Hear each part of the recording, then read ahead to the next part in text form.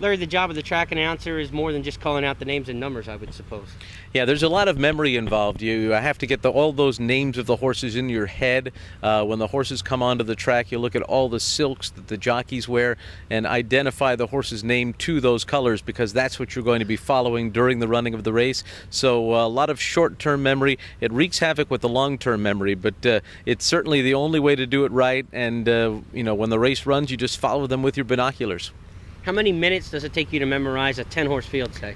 A 10-horse field, it depends. If it's horses that I have not seen before, definitely takes several minutes. If it's horses that I've seen over and over, I'll pretty much know them right away, and maybe it's just a matter of a minute or so.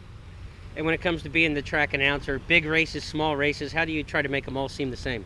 It's hard, and you really don't. Big races are big races for a reason, and there's more preparation, more interest level, and more excitement on my end. Smaller races, you still put in all the effort you can put in and have the excitement level that matches the race, but they are definitely different.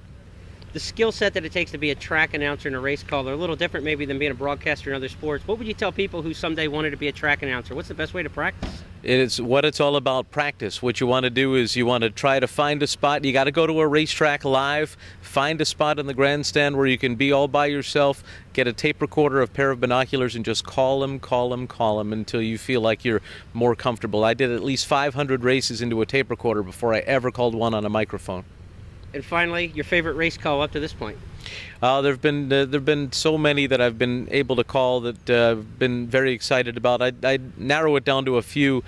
Cigar's win in the Mass Cap at Suffolk Downs was certainly one of them, and also Rachel Alexandra's in the Haskell in 2009. And there was a race this year that I thought was pretty fun. It was called the Kentucky Derby with Animal Kingdom, and that one is number one now for me.